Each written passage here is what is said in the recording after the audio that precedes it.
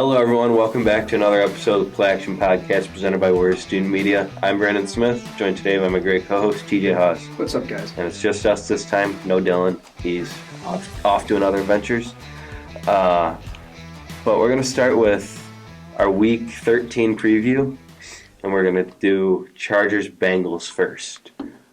Now, for this game, it was possibly going to be Sunday Night Football, but they decided to put another game that we're going to preview on there, Broncos Chiefs.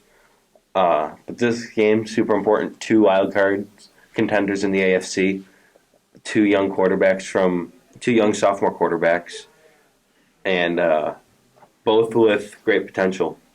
I'm going to take the Chargers for this game, though, simply because I just like how well-rounded their offense is on a game-to-game basis, because sometimes with the Bengals, it's either a big Joe Burrow game with obviously a big game from Jamar Chase or T. Higgins, or it's a big Joe Mixon game. The Chargers have a big capability of being able to have both at the same time, with a big game from Justin Herbert and also a big game from Austin Eckler.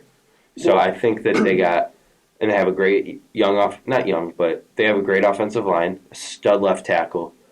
They signed the best center in free agency. They're doing a really good job building around the young quarterback. Yeah, I mean, that was the whole story. The storyline with the Bengals offense was kind of big game by Burrow or big game by Mixon. But, I mean, we saw them play Pittsburgh last week, and, Joe Mixon obviously had a great game. Burrow looked really good. T. Higgins played really good as well. This was probably the most well-rounded we've seen their offense.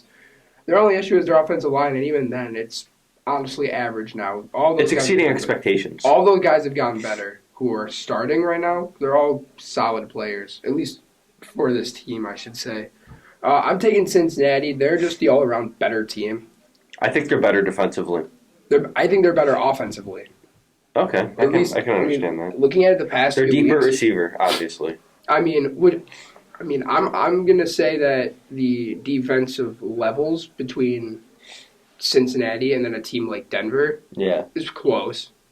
I think it's close, and the Chargers could only put up 13 points against Denver last week. That's true. So I think it's going to be a more defensive-focused game for Cincinnati, and we're going to see guys like Trey Hendrickson shine out. But and Sam Hubbard. I think both these edge rushers are really solid. Not to completely interrupt you, but Trey Hendrickson got a lot of crap this offseason because of signing. He got a lot of money after only one good season. I mean, and again, I was one of those people. It made sense. I loved that signing, and it was credit to the Bengals. They saw he has 10.5 or 11 sacks here. He's going crazy. No, I agree. I wasn't against the signing. I liked the signing. I liked the fit. Just a little bit much money. And I said the same thing about the Matt Judon signing this offseason. Both are proven to be really good. And both are proven to be really good. Because Trey Hendrickson no one really knew about him his first 3 years. He was more of just a rotational edge rusher, if that. And then all of a sudden he gets into a starting role just because he's forced into it. Yep. And he has an incredible season, and now he's getting paid, I don't know how much, 13, 14 a year, something along those lines, I think. But it's proven to be to turn out well. Sam Hubbard also got a 4-year extension very early in the season. Yeah. I think it was off-season beforehand. But, these are two solid edge rushers that they're paying big money and are both playing well. Sam Hubbard, I think, has had, He's truly underrated. Yes. If you're talking about underrated edge rushers, Sam Hubbard is definitely a guy to talk about. Both of them are, to be honest. I wouldn't say, I don't know if Trey Hendrickson is underrated, but just rather not talked about. He's not... I'd say that's underrated. People realize how good he is. He's just not talked about as much because it's, I don't know. He's on the Bengals. Yeah, I was going to say, even though the Bengals are good. They're not a big market. They're still the Bengals. I think they will be soon. Yeah, they could be. But I'm going to take Cincinnati in this game. I just think they're the all-around better team. Yeah, I think it can go either way. Just based off what I see on a week-to-week basis from the Chargers and how well, I don't know what the right word is, but well-mixed their offenses, I guess. Balanced? Well-balanced between their passing game and their running game. And I think their offensive line is unbelievable. And I think Justin Herbert, maybe got a little bit overrated. He's not top 5. He's probably 7 to 10. I was going to say, definitely top 10. Yeah. I think Burrow's in that conversation too now. I have Burrow like in the 10 to 12. Right. Okay. The top 10, maybe right outside of it. Top 12 for sure. I mean, this is going to be a big Joe Mixon game. Just considering this defensive interior for the Chargers has been a massive weak spot. Yeah. When you have Jerry Tillery, Linval Joseph, and Justin Jones as your starters. I mean, Linval Joseph used to be a big name. He was good in Minnesota. But even then, I'm pretty sure he's injured for this game. So it's going to be Christian Covington. I think will be playing somewhere in there. Okay. And, I mean, that kind of helps my case even more. Joe Mixon just had a great game against a solid Steelers D-line. I mean, that's a D-line with Cam Hayward on it. He's he's a top 3 defensive tackle this year. Yeah, sure he is, yeah. And he was able to run all over us. And I think he'll do the same against this team with a way worse defensive line. And, yeah, give me the Bengals. This is an easy win for me. Really? I mean, I shouldn't say easy, but I think it's going to be more than one score. Okay. All right, so the game we're going to go on to next is Broncos Chiefs. And this game, Sunday Night Football, for the division lead somehow, winner gets the 4th seed, I believe. Winner would probably be the 4th seed, yeah. And then I just look at this game with the Broncos. Obviously, their big storyline this offseason has been, or not this offseason, but this season has been trading Von Miller. Yeah. And I'm not saying it's paying off for them, but they've looked good since he's been gone. I wouldn't even lie. I advocated for that way before it happened. I mean, it was a great move by their GM. It really was. He is old. He has a ton on last year's contract. Yep, last year on his contract, worth a ton of money. Might as well get rid of him. Yeah, they got a good bit for him. To be fair, though, Denver did pay most of it. Yeah, but it's more about the draft picks. Yeah, I was going to say, they got a second rounder out of it? And a third. And a third. A second and a third, and you could get a good edge rusher with or a second you could use those 2 picks as trade pieces to go and move up. And get a quarterback. Maybe. Mm-hmm. Unless they stick with 2 gloves Teddy Bridgewater, but... No. They'll trade up for a tall white quarterback. Ritter, okay. But basically... No, I mean, this is going to be a good game. I mean, I was looking at it. We were trying to figure out what games to go over this week, and I didn't think it was going to be a good one right away. But after looking, I didn't even realize that this was for the division. I thought they had already played once, and the Chiefs won. Yeah, well, it's a really it's probably the most important game of the year so far for the Chiefs. Yeah, and the Chiefs haven't played great in important games this year. But they are moving a little better right now. The offense is looking more potent. Their defense is balling right now. They got one of my favorite young linebackers in the league, Nick Bolton. He is just he's a second round pick out of Missouri. He's just came in, started, and been a complete stud. I don't remember who they played in the first game of the year, but I couldn't tell you. I don't remember, but I remember watching him that game, and I came away so impressed. And in any year this year where Micah Parsons isn't in the same draft class, Nick Bolton would be up there for Defensive Rookie of the Year. I'm very convinced. Really? I think so. I think he's fantastic. I do think he was more scheme specific.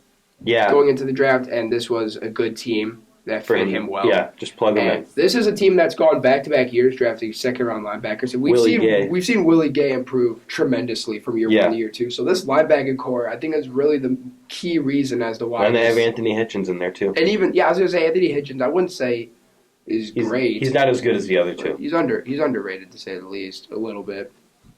But no, this defense has proven to be well. They've been moving Chris Jones into the interior again more. They have some underrated corners. They do. I mean, Rashad Fenton. Rashad Fenton's played well as a starter. You know, they have L'Jarius. Mike Hughes hasn't looked that good, even though that was considered to be a good signing. I thought it was a good signing at the time. Did they trade for him? Did they? Yeah, I think they sent like a 6th-round pick. Then still, I thought it was a good trade at the time.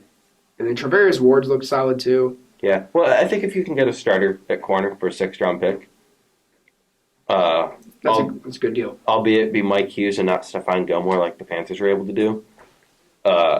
You try and do it, especially when you're a little weak at that position.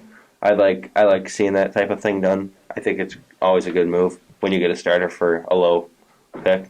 But, you know, the Broncos, their offense, I'm just going to clamor for one thing.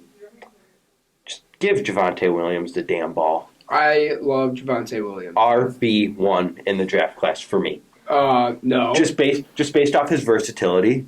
That's where I had him ranked. It was very close. I literally had it ranked as 1A, 1B with Javonte Williams and Najee Harris. I did watch a little more UNC than Alabama. That's fair. But just based off of what I saw from Javonte Williams on a game-to-game basis, just the different ways that they could use him. They used Michael Carter a little more in a receiving role in that offense, but Javonte Williams is an incredible between-the-tackles runner with also great receiving skills. And I think he was the toughest runner in that draft. And I think that was such a great pick by them, but they're still giving Melvin Gordon a good amount of carries. Well, to be fair, I mean, I've looked at it.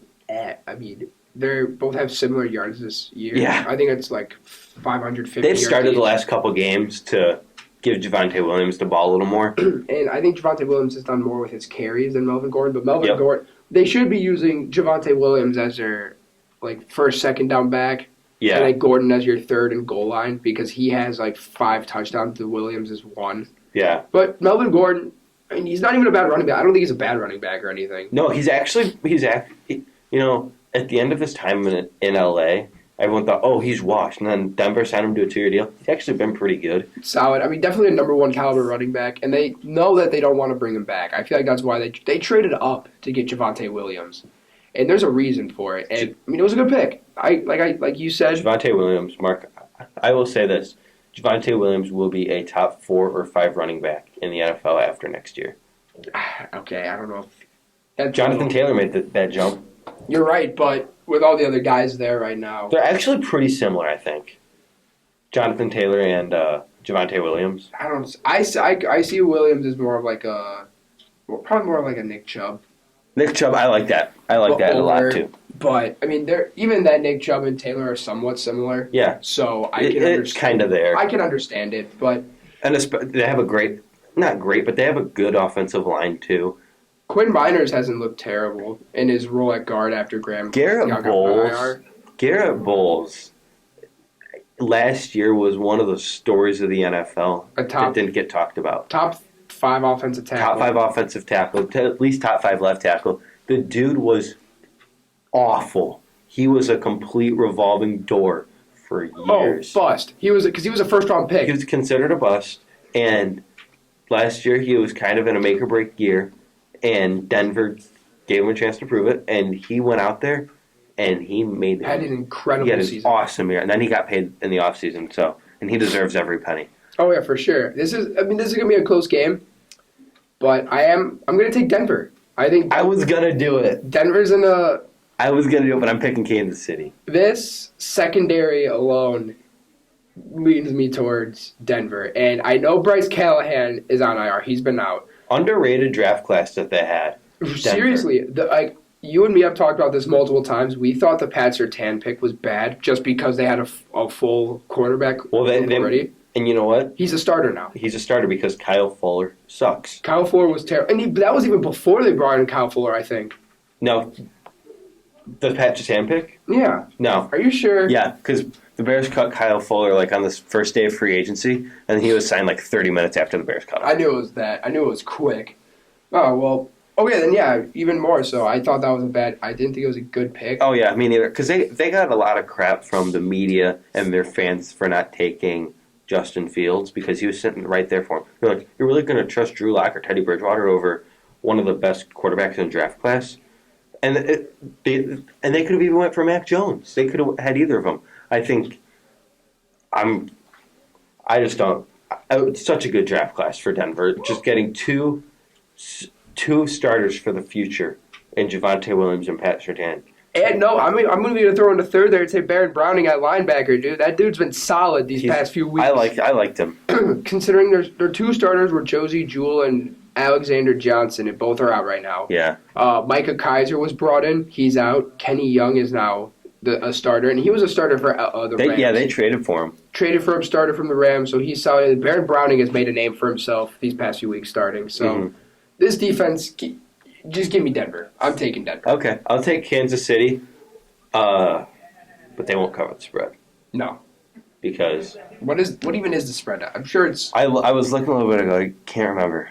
Hang on. It is Kansas City by 9.5. Yeah, no. No way. No. I'd take Denver to win before I take KC to cover the spread. But I think Kansas City wins. Yeah, easy. Take. I don't know. I've been pretty low on KC, but I think they're starting to come around. They are, but still give me Denver. Yeah. So we're gonna go now to Patriots Bills. This game, so big in the AFC playoff race. Yeah, this is a division that's been close with these top two teams. Obviously, Miami and the Jets are way back. Miami, though, they're not. I'll talk about them in a little bit. They're getting better, and they've been better these past few weeks. But winning the division, They're not going to win the division. That's what I was saying is that these two teams are close for taking the division. They're good. I think Miami, if things get a little crazy up there, Miami's going to come in, I think, and take that 7th seed. But I can see it. The Patriots Bills. Who are you taking? I'm going to take. I don't know, because this is a game very similar to the Denver Chiefs game. The winner of this takes the division. Okay. And you know what? Call me crazy. I'm going to take Buffalo. I'm taking Buffalo. I'm going to take Buffalo. I mean, Mac Jones is going to struggle in his first time in Bills Mafia. And in the past 6 weeks, I mean, the Patriots have been on a 6-game win streak. Very impressive. I completely agree. But they haven't played great competition. No, they've played 2 over 500 teams, and one of them was Tennessee, with many starters out, including A.J. Brown, Julio Jones. Obviously, Derrick Henry. And then you could throw in other guys on that defense. That secondary was banged up a little bit. I mean, that secondary is bad, but that's another story for another day. And then they also, I believe Cleveland was over 500 at that point, but Cleveland sucks. Cleveland's really bad. Baker was playing terrible. That was Baker's worst But that game. was an impressive game by Mac Jones. I agree. I completely... Every game Mac Jones he impresses me and everybody else a little bit more. He does, but I think this team as a whole is a little overrated. I don't understand some of the moves they're doing. I don't think they're utilizing their tight ends enough. Michael Onwenu got benched for Ted Karras at guard. I don't know what that's about, but he's not starting anywhere right now. Michael Onwenu was a top 5 guard in football last year. And that was as a rookie. Yeah. He was considered the best rookie offensive lineman in that class. And he's sitting on the bench right now. Yeah, it's garbage. I don't know what some of the moves they do with this team. That's just Bill Belichick being Bill Belichick. He's doing something, and it's confusing me. Could be discipline, who knows? But the Bills. I haven't been very vocal about it, but I haven't been thinking that much of them this year, just because Josh Allen's kind of got overrated. I will say it; he's gotten a little bit overrated. I don't think so. I still think I think he's good. Yeah, he's good, but he got thrown up into the top 3 conversation for this year. Yeah, I mean, okay, I could see why people are saying that because this quarterback group has been iffy all year. Yeah, whole NFL wise, but I think Josh Allen's gonna have a bounce back game in a game that's important. So I feel like Bill Belichick's gonna send a lot of stuff his way to confuse him. That's how the Patriots win this game. That defense is going to be quite interesting. I think this is a defensive game, and I'm gonna say it now. I'm gonna say it now. Not bold prediction, but expect a big game out of Gregory Rousseau. I don't know what this feeling is coming from. I'd like that, but I like Gregory Rousseau a lot. And I don't know what the hate was about when in the draft stuff, because he was a consensus top 10 pick for a long time, and then everyone's like, then he just dropped. Everyone thought it was really cool to hate him. Yeah, and then he still won the first round, which he was fully deserving of, and It was a solid pick. And if he's going up against Isaiah Wynn at left tackle, expect big plays coming out of him. Well, if he's going up against Isaiah Wynn, I expect him to win. Jesus, that's so bad. That's bad. No, I'm done. We're done with that game. So I think Bills are gonna win that. Me too.